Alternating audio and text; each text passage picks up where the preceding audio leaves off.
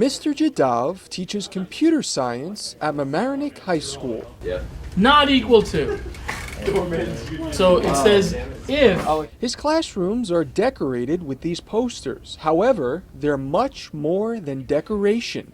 His students actually live up to what is written on them.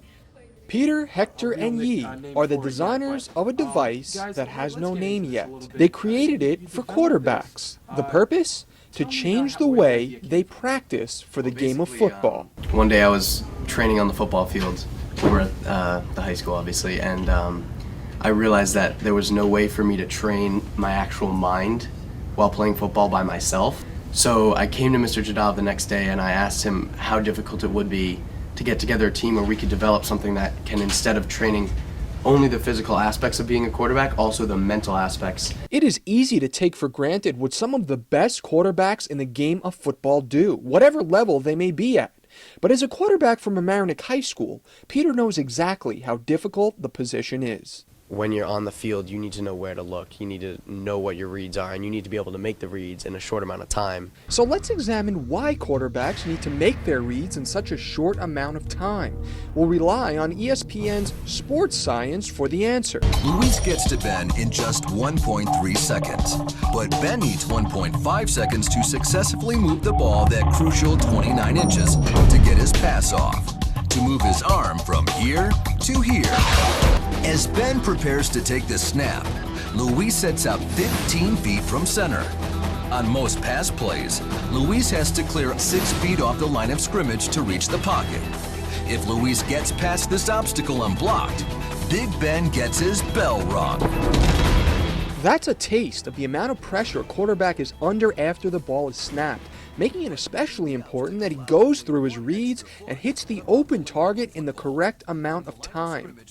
So how does this device strengthen the probability that a quarterback will complete their pass to the open target before being sacked? How it works is you would set up the targets on the field as you need them on a play where the receivers would be found open. And these targets simulate a real game situation with weighted averages. So you would hang this target, this small target, on a pre-existing target, which are used only to train the physical aspects of being a quarterback. And you would take your drop and watch as the lights move from red to green. When you find a green light, that's when you throw. The important thing to remember is a quarterback has reads, so they look from one target to the next in a certain order.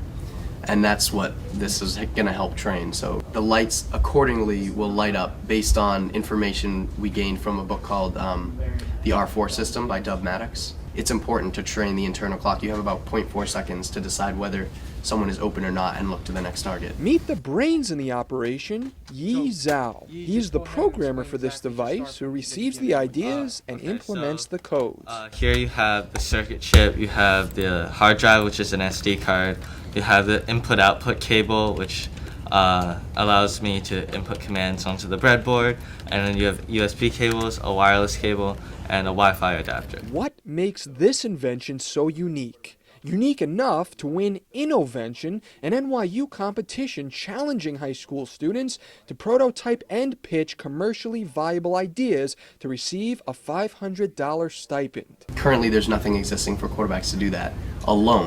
Mr. Jadav's class has actually been very helpful because he teaches the fundamentals of programming. Peter came in after school. I have a lot of students come in during their free time.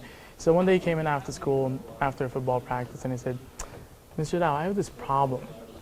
When I'm training for this on the football field, I can only do so much by myself. The idea was originally from the student who had a real problem.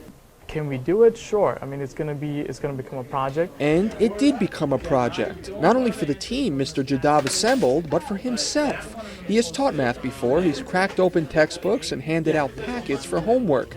But just as his students have become innovators with their device, Mr. Jadov has become an innovator with his style of teaching. It becomes very much about standardized assessments, and it restricts the teacher on what they want to do. Rather than waiting for the system to change, I just changed what I taught. And so having the flexibility of teaching these electives, I can actually design my courses, teach the courses, made them project-based to simulate what real-world experience would look like in a classroom. With their team assembled and their prototype ready, they headed to invention, looking to take their idea to the next level. When we got there and we saw all these other great projects, that doubt in my mind came in, like, oh, we might not win this, we might not, especially with the wheelchair one. And so when we got the results back that we won, it was a sort of a special excitement that you get for winning. Going into the competition, we knew we were going to be a contender. We knew what we had was very unique. And so, obviously I was thrilled, but I wasn't too surprised. I knew we were going to do well. And, well, they did, receiving this email from the NYU Polytechnic School of Engineering, confirming their victory in the competition, something that, according to Mr. Jadov, was not the main goal. I mean, I don't think I've ever experienced anything like this. I mean, when we won, that was never even sort of like the goal that let's win. We were doing this as a way to fulfill our own goal. However, winning did provide for Mr. Jadov and Peter an opportunity to go to NYU's Launchpad program at the Varick Incubator, where they saw how other startups were just trying to make it in the industry and learned some valuable information in order to do the same. How to check for market viability, how to bring your product to market, calculating metrics. Further validating that this was not just a class assignment. It never was. We can start manufacturing these and bringing them to market, which would be really cool. So, you guys you're serious about this? This is not a school project. Absolutely.